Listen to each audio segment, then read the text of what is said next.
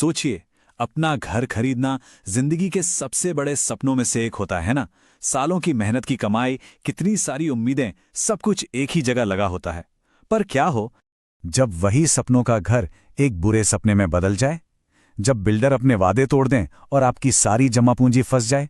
ये वो डर है जो आज हजारों घर खरीदारों की रातों की नींद उड़ा रहा है।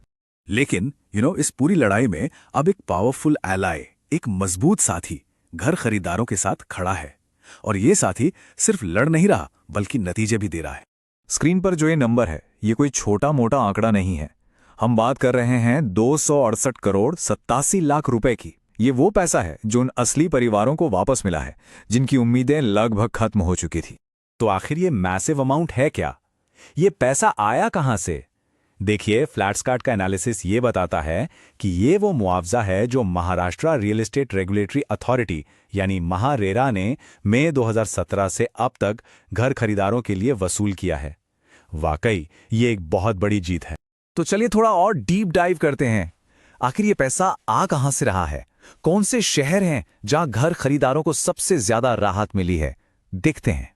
और जो डेटा सामने आया है ना, वो काफी इंटरेस्टिंग है। रिकवरी का एक बहुत बड़ा हिस्सा कुछ बड़े शहरी इलाकों से ही आया है। मुंबई सबर्बन 112 करोड़ के साथ टॉप पर है।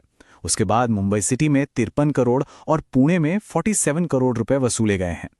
पर रुकिए, कहानी सिर्फ बड़े शहरों की ही नहीं है। कुछ जिलों का तो 100% सक्सेस रेट रहा है। मतलब कमाल का ट्रैक रिकॉर्ड। नासिक, सिंधुदुर्ग, सोलापुर और चंद्रपुर जैसे इलाकों में महारेरा ने जितना भी पैसा तय किया, वो पूरा का पूरा वसूल किया गया है। तो सवाल ये उठता है कि ये होता कैसे है? मतलब ये पैसे बिल्डरों से वापस मिलते कैसे हैं? इस प्रोसेस को समझना बहुत जरूरी है। देखिए, ये एक कोट है जो पूरे प्रोसेस को परफेक्टली सम अप करता है। महारेरा का काम है शिकायतों को सुनना और रिकवरी ऑर्डर जारी करना। लेकिन असल में पैसा वसूलने का काम वो राज्य की रेवेन्यू मशीनरी करती है, मतलब डिस्ट्रिक्ट कलेक्टर का ऑफिस। तो प्रोसेस एक्चुअली काफी सीधा है। इसे 3 सिंपल स्टेप्स में समझा जा सकता है।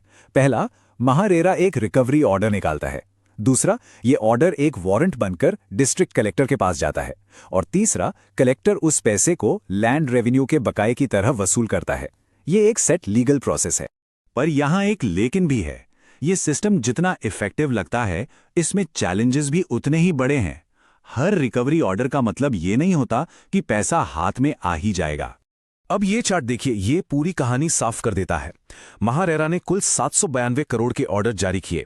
इसमें से लगभग 269 करोड़, मतलब करीब 34% वसूल हो चुके हैं। पर एक बहुत बड़ा हिस्सा, 420 करोड़ से भी ज्यादा, अभी भी प्रोसेस में अटका हुआ है। और करीब 103 करोड़ रुपए एक बड़ी कानूनी अड़चन में फंसे। तो ये सबसे बड़ी रुकावट क्या है? ये है NCLT यानी नेशनल कंपनी लॉ ट्रिब्यूनल। लगभग 103 करोड़ रुपए के मामले यहां अटके पड़े हैं। ऐसा तब होता है जब कोई बिल्डर दिवालिया होने के प्रोसेस में चला जाता है। और जैसे ही ऐसा होता है, रिकवरी की पूरी कार्रवाई पर रोक लग जाती है, जब तक कि NCLT अपना फैसला ना सुना दे। तो इन सब आंकड़ों का, इस पूरे प्रोसेस का एक आम होम बायर के लिए क्या मतलब है? इस पूरे फ्लैट्सकार्ट एनालिसिस से हमें क्या समझना चाहिए? तो देखिए, जो सबसे जरूरी बातें हैं वो ये हैं। पहली और सबसे बड़ी बात, पैसा वापस मिलना मुमकिन है और ये बड़े पैमाने पर हो भी रहा है। दूसरी बात, ये एक टीम वर्क है जिसमें रेरा और डिस्ट्रिक्ट ऑफिशियल्स दोनों का रोल जरूरी है। तीसरी बात, NCLT जैसी कानूनी रुकावटें एक बहुत बड़ा चैलेंज है। और आखिर में डेटा साफ दिखाता है कि सिस्टम काम करता है, पर अपने हक के लिए लड़ना पड़ता है। तो अगर आप रियल एस्टेट की दुनिया से जुड़ी ऐसी ही डेटा बैंक्ड इनसाइट्स चाहते हैं, तो फ्लैट्सकार्ट को लाइक, शेयर और सब्सक्राइब करना ना भूलें।